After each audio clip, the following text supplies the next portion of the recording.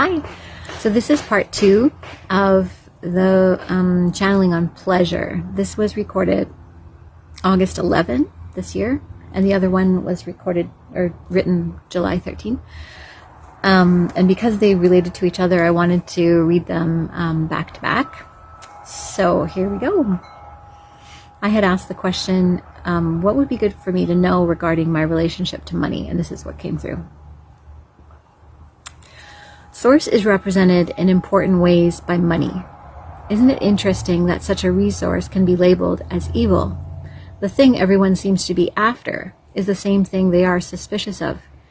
It is much like sex. Everyone has a desire in them for this, whether they express it or not, and yet there is also a great deal of suspicion towards the desires in the body for pleasure. This is not a mistake, this parallel. Pleasure is a very key aspect, if not the most important quality of God's nature. Source, God, is not a person or even a being as could be defined by any personality traits, but within the creation of everything that is, there is found the qualities of God's nature. Sexuality is God's nature. The creative juice that pulls all creatures towards each other for the purpose of making more of themselves is a direct extension of Source, God's essence. Isn't it interesting that the thing tripping humanity up with the most potency, as in the relationship to money and sexuality, is the very thing that reflects the essence of the Creator? Coincidence? Of course not. What a paradox is the relationship between humanity and the Spirit and the nature of God within. Humanity's suspicion of pleasure began many years ago. It was not always this way.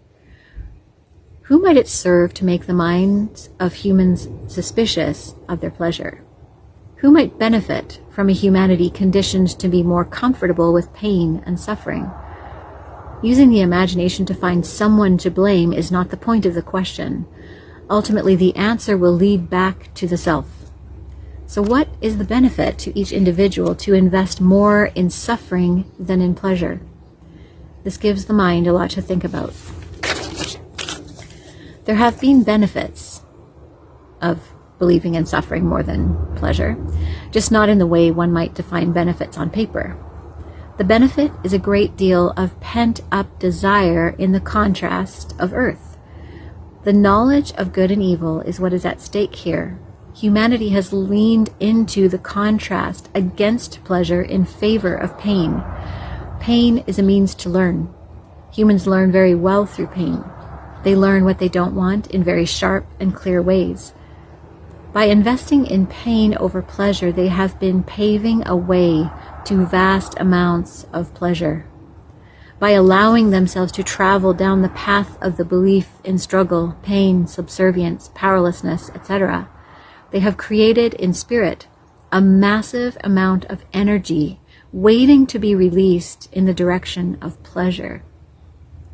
This is the purpose of the physical existence, to experience within contrast what cannot be experienced in the unity of the One. This is why it is written, "Consider it great joy when you face trials and tribulations. You are storing up for yourselves treasure," or better translated, pleasure,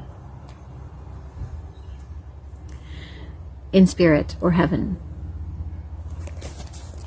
This doesn't mean that if you experience pleasure, you are due for a shoe drop. Source is always pulling, drawing all creation towards itself. It's pleasure. Source is pleasure.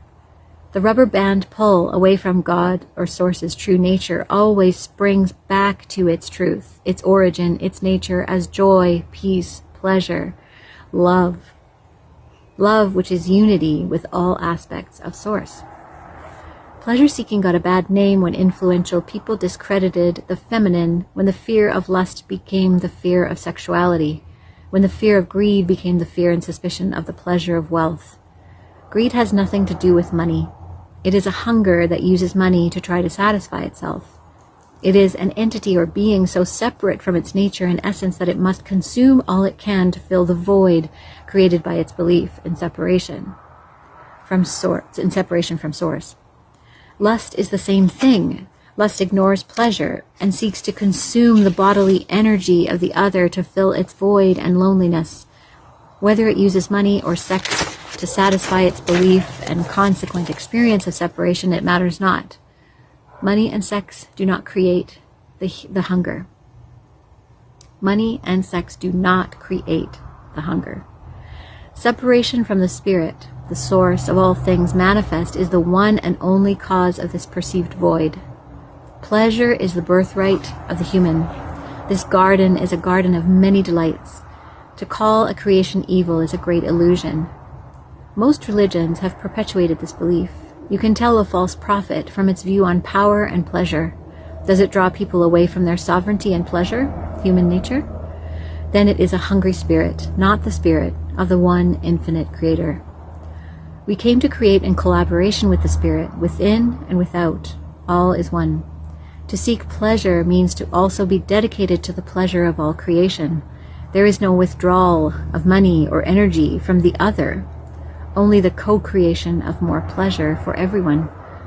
Do unto others as you would have them do unto you. So I asked, so what is the way to lean into pleasure? To lean into pleasure, one does so consciously. Coming to full presence with all of the sensations of the body is the key to pleasure. Whether eating or walking or being with others, the focus on how the body feels puts us in the best position to connect with our own pleasure, what we prefer, and also helps us to be mindful of the other. When we are in focused connection with the self, we can observe emotional reactions, physical sensations, and messages that arise from our essence, that are the direct conduit to the other. In other words, by being fully present, we can catch the aspects in us that are still believing in separation, that haven't been witnessed in compassion and love, and notice those reactions. By witnessing ourselves in this way, we establish a spirit of compassion for all that is not pleasure in us, and we can choose more consciously the most satisfying choice of the moment without having the lowest perspective in us be the chooser. Setting up the inner realms of the self in this way puts us in the best position to give compassion to the other. By witnessing others in this way, we do not reject any other, but give respect with love to their experience as we have done with our own. We leave others in charge of their own pleasure, even as we seek what pleases us the most. No decision towards pleasure is made using the energy of others, because we empower others as we have empowered ourselves to choose what pleases us the most. If another human is not connected to their own pleasure, they may resent the choosing of one who knows this pleasure, their pleasure. It isn't wise to co-create pleasure in this case. Choosing wisely in the co-creation process is the job of our growing discernment. Discernment comes from being present with how we feel. When we are deeply connected, we know what is wise and therefore the most pleasing.